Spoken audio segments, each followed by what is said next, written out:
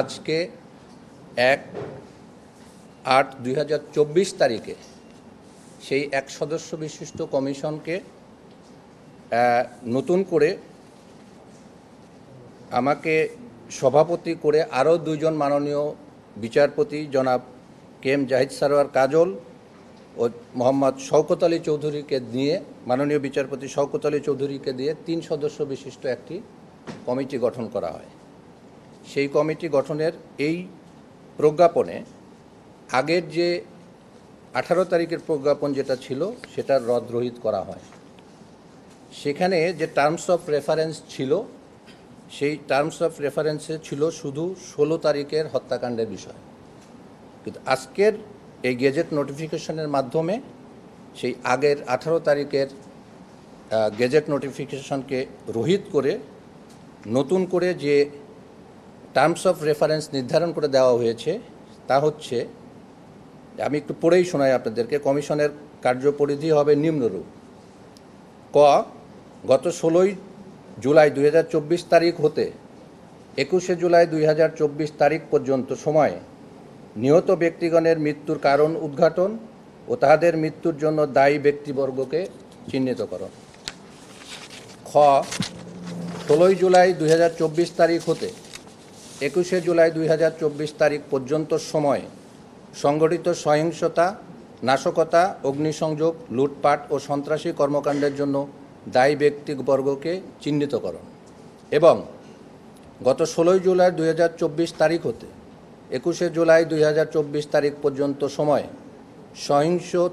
সংগঠিত সহিংসতা, নাশকতা, অগ্নিসংযোগ, লুটপাট ও সন্ত্রাসী কর্মকাণ্ডের ঘটনায় বিভিন্ন সরকারি, আধা সরকারি ও স্বায়ত্তশাসিত দপ্তর, সংস্থা, প্রতিষ্ঠান, সরকারি কোম্পানি, সংবিধিবদ্ধ কর্তৃপক্ষ ও কর্পোরেশন এবং বেসরকারি প্রতিষ্ঠানের সম্পত্তির ক্ষয়ক্ষতির পরিমাণ নির্ধারণ।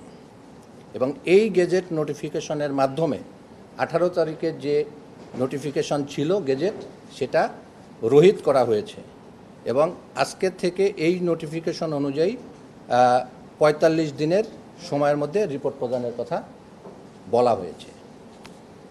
এই গেজেট নোটিফিকেশন প্রাপ্তির পরে আমরা কমিশন নিজেরা বসেছিলাম। আমরা সিদ্ধান্ত নিয়েছি যে আমাদের তদন্ত কার্য পরিচালনার জন্য একটি অফিস থাকতে হবে, যেটা আমরা আগের দিন বলেছিলাম। সেই অফিসটা আমরা নির্ধারণ করেছি সুপ্রিম কোর্টের মিডিয়েশন সেন্টার, যেটার অ্যাড্রেসটা আমরা দিয়ে দিচ্ছি সেখানে। এই অফিসের একটি যোগাযোগের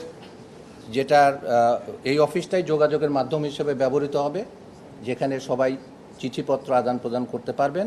পাশাপাশি আমরা একটা ইমেইল ওপেন করেছি, যে ইমেইলের মাধ্যমে যোগাযোগ করতে পারবে। ইমেইল অ্যাড্রেসটাও আমরা দিয়ে দেব, আমি বলে দিচ্ছি, inquirycommission@cabinet.gov.bd। এখানে বাংলাদেশের যে কোনো নাগরিক তাদের কাছে কোনো তথ্য উপাত্ত থাকলে তারা যদি নাম গোপন করেও চায় সেখানে সে তথ্য উপাত্ত উপস্থাপন করতে পারবে। এবং এর প্রেক্ষিতে তদন্ত কার্যের অংশ হিসাবে আমরা সিদ্ধান্ত নিয়েছি যে আগামী 4 তারিখে আমরা রংপুরে প্রথমে যাব। রংপুরে যাব এবং রংপুরে যে আমরা সশরীরে প্লেস অফ অকারেন্সগুলো পরিদর্শন করব এবং প্রয়োজনীয় সাক্ষী যারা ওখানে আছে তাদের আমরা সাক্ষ্য গ্রহণ করব।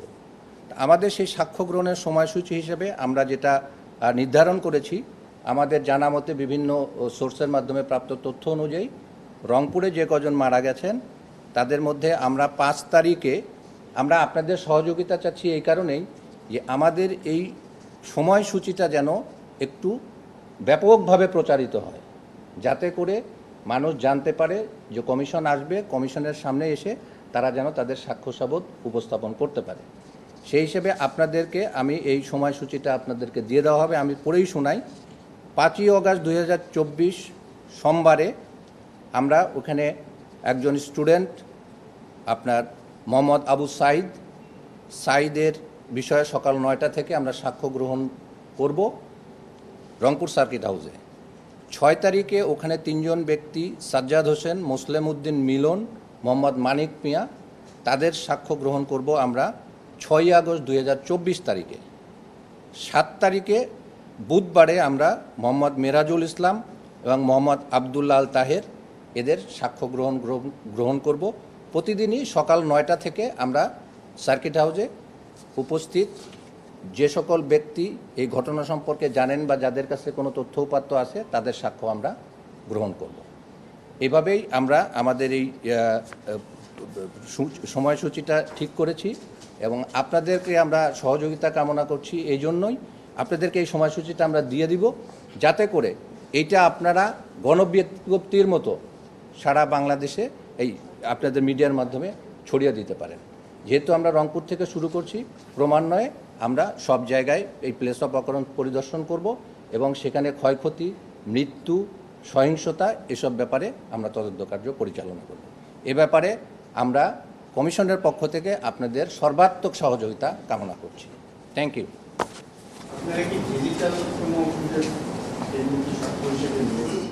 এখনও সেটা আমরা বলছি, আমাদের ইমেইল আছে, আমরা যার কাছে যা তথ্য আছে আমরা চাবো, সেটা কমিশন যাচাই বাছাই করবে, কমিশন দেখবে।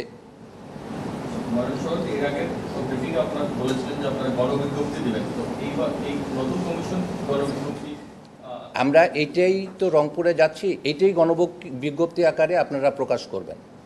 আমরা তো বললাম ওইখানে ডিটেইল, এটাই গণবিজ্ঞপ্তি প্রকাশ করবেন, যার কারণে আমরা আপনাদেরকে এখানে একটু কষ্ট দিতে ডাকছি। এবং আরেকটা জিনিস আপনাকে বলি, আরেকটা জিনিস, আমরা কিন্তু ওইখানে আগামীকাল থেকেই মাইকিংয়ের ব্যবস্থা থাকবে। সেখানে আমরা মাইকিংয়ের ব্যবস্থা করব প্লেস অফ অকারেন্সে এবং তার আশেপাশে যে জায়গাগুলো আছে সেখানে মাইকিং করে তাদেরকে আহ্বান করা হবে যে তোমরা যারা যারা সাক্ষী দিতে চায় তারা তাদের দিবে। মাননীয় বিচারপতি, যেটা আমরা জানতে চাচ্ছিলাম যে আপনারা যে এই যে ওখানে একটা ঘটনা ঘটেছে এবং সাক্ষী যারা দিতে আসবে তাদের আপনারা জানেন বাংলাদেশের সাক্ষী সুরক্ষা আইন নিয়ে যারা সাক্ষ্য দিতে আসবে তারা যে নির্বিঘ্নে সাক্ষী দিতে পারবে, এই ব্যাপারে আপনারা কোনো ব্যবস্থা গ্রহণ করবেন? আমরা আপনাদের মাধ্যমে সবাইকে বলতে চাই, এই ঘটনাকে কেন্দ্র করে যারা যারা সাক্ষ্য দিতে আসবেন সেই সকল ব্যক্তিদের সাক্ষ্য দিতে আসার যে প্রয়োজনীয় ব্যবস্থা, তার সাথে সংশ্লিষ্ট যে সকল ব্যক্তিবর্গ আছেন তারা নিশ্চিত করবেন কোনোভাবেই কোনো সাক্ষীকে ভয়ভীতি বা কোনো রকম কিছু প্রদর্শন করা যাবে না। এ ব্যাপারে কমিশন কাউকে ছাড় দিবে না। মাননীয় বিচারপতি, আপনার কি কোটা আন্দোলনের যারা সমন্বয়কারী তাদের সাথে কথা বলবেন কিনা? ডেফিনেটলি আমরা সবার সাথেই কথা বলবো। ওইখানে আমরা এই জন্যেই, আমরা তো নির্দিষ্ট কাউকে বলতে পারছি না যে আপনি আসেন, আমরা এই জন্য গণবিজ্ঞপ্তি আকারে প্রকাশ করেছি, মাইকিং করা হবে, সেখানে যারা যারা সংশ্লিষ্ট তারা আসলে আমরা তাদেরকে সাক্ষী গ্রহণ করব। আপনারা কি এই কোটা আন্দোলনকে কেন্দ্র করে যত মারা গেছে প্রতিটা ঘটনা তদন্ত করবেন? আর যদি তাই করেন তাহলে এই বৈধানিক ভিতরে কি আপনারা আমরা শুরু করি, হ্যাঁ আমরা শুরু করলে তারপরে বোঝা যাবে বিষয়টা। ঠিক আছে।